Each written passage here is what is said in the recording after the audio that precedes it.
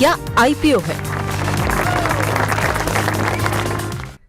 तो दो नाम हैं जो कि लिस्ट होने हैं सोमवार को, यानी कि 16 तारीख को। उसमें पहला नाम है फ्रैक्टल एनालिटिक्स का। ये अगर आप देखेंगे तो 2833 करोड़ का इशू था, फ्रेश इशू भी था, ओएफएस वाला पार्ट भी था, लेकिन जीएमपी घटते घटते घटते घटते 180 रुपये से अब 0 रुपीज़ पर आ गया। 900 रुपये पर लिस्टिंग होगी। अब नेगेटिव तो नहीं हुआ, अब तो नेगेटिव भी जाने लगा है। ग्रे मार्केट में भी हम देख रहे हैं कि प्राइस अगर आप देखें, हालांकि रिस्पॉन्स ठीक ठाक हो गया, भरने में काफ़ी मुश्किल आ रही थी, लेकिन 3.25 गुना के आसपास का सब्सक्रिप्शन आ गया। और सबसे अच्छी बात यह है मैम कि ये उन लोगों ने ज़्यादा सब्सक्राइब किया है जिनको बिजनेस मॉडल ज़्यादा समझ आता है, लंबे समय के लिए समझ आता है और ज़्यादा पैसा वो लेकर आते हैं। तो रिटेल 1 गुना सब्सक्राइब हुआ, क्यूआईबीज का पोर्शन 4 गुना से ज़्यादा सब्सक्राइब हुआ है। क्या दर्शा रहा है मैम ये कि पैसा बनेगा, लंबी अवधि में बनेगा? लेकिन वो टेनको इंडस्ट्रीज जैसा ही है, बिजनेस मॉडल में दम है। वैल्यूएशन वाज नॉट कंफर्टेबल, इसलिए हम लोग देख सकते हैं कि यहाँ पर बहुत ज्यादा प्रीमियम एप्रिसिएशन हमको लिस्टिंग के दिन ना मिले, लेकिन क्योंकि बिजनेस मॉडल अच्छा है, विद टाइम अगर आप इसको रखेंगे, यानी पहले तो एप्लीकेशन आपको मिलेगी या नहीं मिलेगी, मैंने तो मना किया था क्योंकि मुझे वैल्यूएशन बहुत ज्यादा लग रहा है। सेकेंडरी मार्केट में एक मौका ऐसा मिलेगा जहां तक हो सकता है 650 वगैरह के आसपास, जहां पर हम इसको खरीद सकते हैं। तो सेकेंडरी मार्केट में इसको जब ये परफॉर्म करेगा, लगभग अगर हम इसको बात करें कि लिस्टिंग के बाद, मैंने 650 वर्ड यूज किया है, इसका मतलब समझ लीजिए कि थोड़ा सा गिरेगा ये। अब कब गिरेगा, 1 महीने के अंदर या लिस्टिंग डे पर, आई डोंट नो, लेकिन जितना हो सके सेकेंडरी मार्केट में अगर आप इसको इन्वेस्टमेंट के लिए खरीदना चाहते हैं तो एक टेनको इंडस्ट्रीज एक स्टॉक था, जब हमने रिव्यू किया था और उसमें वो बात बताई थी कि बिजनेस मॉडल पर ध्यान दीजिए, बट बिजनेस मॉडल के साथ साथ इसका बिजनेस मॉडल अच्छा है, बट वैल्यूएशन बहुत ज्यादा ओवरचार्ज किया।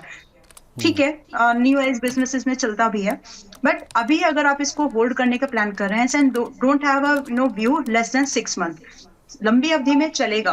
ये हो सकता है कि आपको एक मल्टीफोल्ड ग्रोथ भी दे दे, क्योंकि एआई के नाम पर इंडिया में लिस्टेड कंपनीज नील हैं and this is going to be very first one.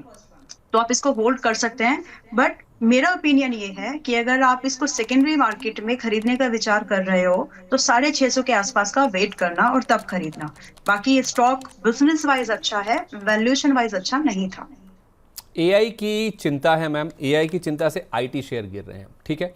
अब ये स्टॉक तो एआई से जुड़ा हुआ है, तो अगर आईटी नहीं चलेगा तो एआई वाले तो चलने चाहिए ना फिर। ऐसे just a minute please. Okay, so that is not the case actually। इसीलिए जो बिजनेस मॉडल की बात की ना संदीप जी, की बिजनेस मॉडल अच्छा है, वो इसी बात के लिए बोला है कि जो करंट वैल्यूएशन, मुझे आवाज नहीं आ रही? हाँ हाँ बोलिए, मैं सुन पा रहा हूँ आपको। ओके ओके, तो वैल्यूएशन, मुझे मेरी आवाज नहीं आ रही फिर?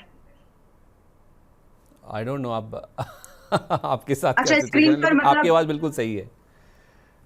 ऑलराइट, ठीक है। तो जो बिजनेस मॉडल को लेकर के हमने बात की है कि इंडिया में ये very first it's type AI company बन के उभरेगी, तो जो एक फर्स्ट मूवर का एडवांटेज है, अगर किसी को एआई के नाम पर, स्पेसिफिकली एआई के नाम पर पैसा लगाना हो लिस्टेड कंपनीज में, तो इसका नाम, फ्रैक्टल का नाम पहले आ जाएगा। तो वो एडवांटेज इसको मिलने वाला है from the investor point of view.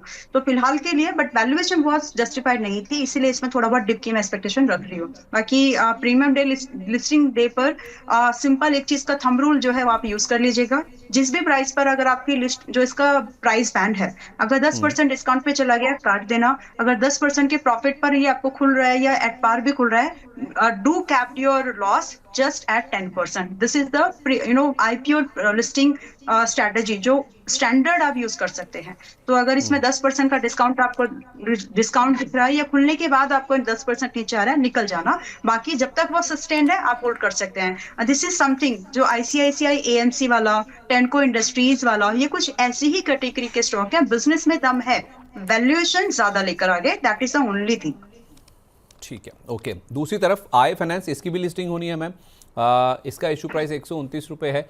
710 crore रुपए का इशू था, फ्रेश इशू था, और 1010 करोड़ रुपए का टोटल साइज था इसका।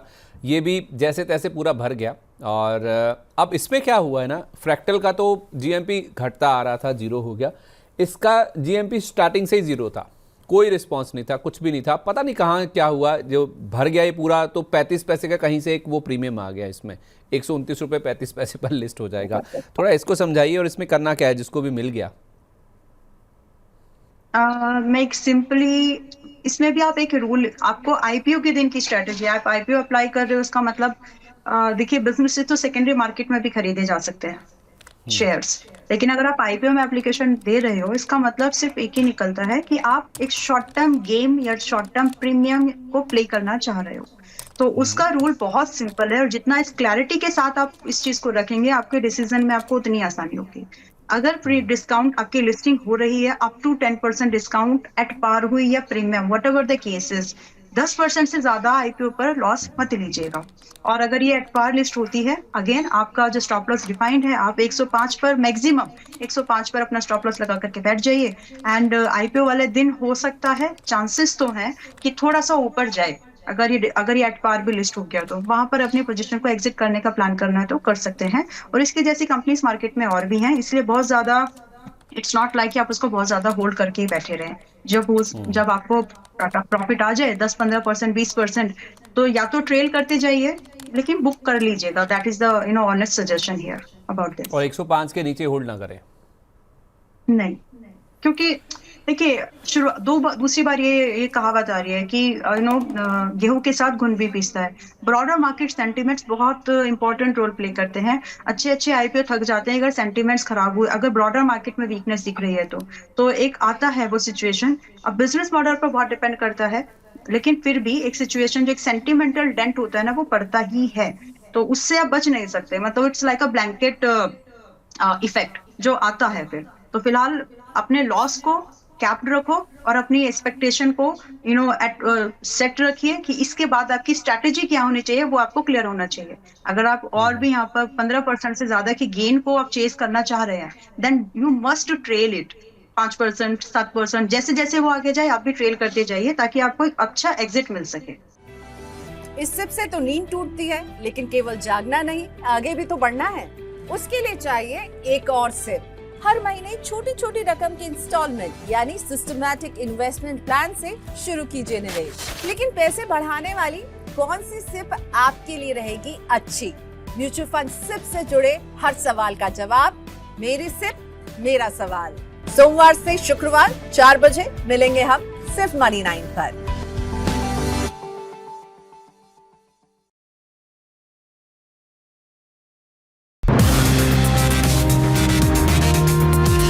वाह, क्या आईपीओ है!